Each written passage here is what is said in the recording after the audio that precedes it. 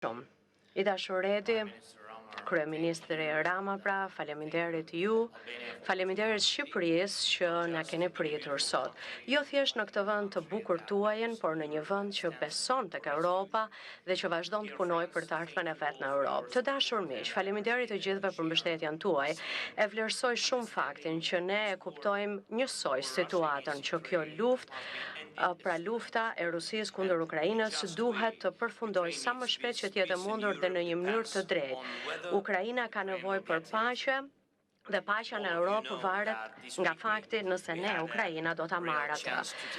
Ju të gjithë e dini që këtë javë ne patëm mundësinë që të merrnim, nëse do të ishte pra e mundur, të ndërmerrim disa hapa të rëndësishme për ta mbyllur luftën, për t'i dhënë fund asaj, në rast se Putini nuk do të kishte patur frikë të vinte në Turqi. Unë isha dje në Ankara dhe isha sigurisht që u pritëm nga presidenti Erdogan dhe isha i gatshëm për një takim të drejt për drejt me Putinin, qoftë në Ankara apo në Stamboll, dhe jo thjesht për një takim, por në fakt për të mundur për të zgjidhur të gjitha çështjet e rëndësishme. Por ai nuk ra dakord për asgjë, pra Putini nuk ra dakord për asgjë dhe shihej qartë që delegacioni rus që erdhi në Stamboll ishte i një niveli shumë të ulët dhe askush nga ata që ishin anëtar të delegacionit nuk mund të merrnin vendime në Rusi. Pra, megjithatë, u dërgova një ekip në Stamboll i cili udhëhiqej nga ministri i mbrojtjes së Ukrainës. Të paktën pra për të parë nëse rusët do të arrinin që të vendosin ndonjë gjë. Gjithsesi, përparësia jo numër 1 është që të ketë një armëpushim të plotë e të pakushtëzuar dhe të drejtë. Pra, pikërisht sepse vrasja duhet të marrë në fund, të krijohet një bazë e duhur për diplomacinë dhe në rast se përfaqësuesit e Rusisë në Stamboll sot nuk do të arrijnë të bien dakord për këtë gjë, një hap i parë shumë i nevojshëm dhe i domosdoshëm, atëherë është 100% e qartë që Putini vazhdon të minojë diplomacinë dhe në rast se pra nuk do të ndodhë kjo, atëherë është shumë e qartë që duhet ne të arrijmë një rezultat dhe ky rezultat duhet fillojë me armëpushimin. Delegacioni i Ukrainës e ka mandatin për ta marrë këtë vendim, siç e pam ne dje. Rusia në fakt ka dërguar të njëjtët njerëz që dërgoi në 2022 dhe tregoi që asgjë nuk ka ndryshuar, kanë bërë shumë deklarata, kanë bërë shumë kërcënime, por nuk zgjedhin asgjë. Dhe po bëjnë gjithçka të mundur që takimin e Stambollit ta kthejnë në një proces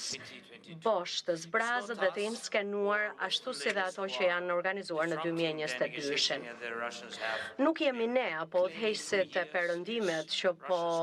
i minojmë këto negociata,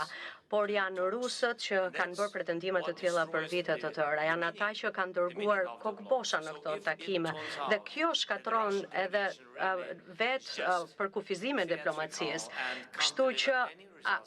ajo që shikojmë nga delegacioni rus është thjesht teatër dhe që ata nuk mund të tregojnë rezultate dhe bota duhet të reagojë, duhet ketë një reagim të fortë duke përfshirë sanksione kundër sektorit të energjisë të Rusisë dhe bankave të tyre dhe presioni do duhet të vijojë dhe të rritet derisa të ketë ecuri. Ukraina është e gatshme që të ndërmarrë të gjithë hapat e duhur dhe realist për t'i dhënë fund luftës, i bëj thirrje Putinit për t'i dhënë delegacionit të vet autoritetin e plotë pasi duhet t'i japim fund vrasjeve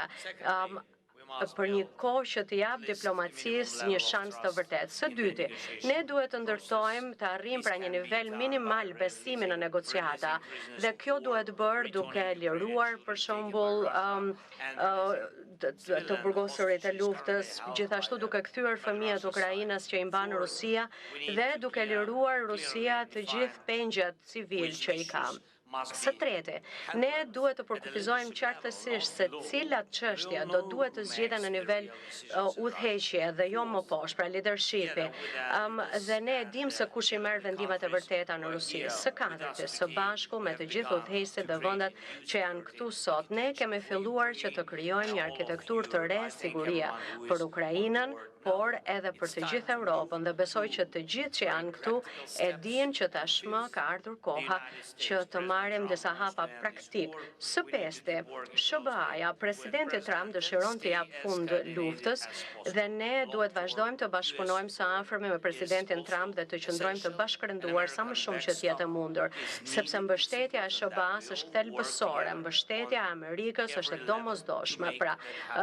dhe duhet patjetër është e rëndësishme që të punojmë së bashku që kjo gjë të arrihet. Dhe për këtë arsye, unë do t'ju mbaj të informuar për gjithçka që do të ndodhë sot në Stamboll dhe nëse do të ketë ndonjë shans që delegacioni rus të marrë hapat e duhur për t'i dhënë fund vrasjeve dhe për t'i dhënë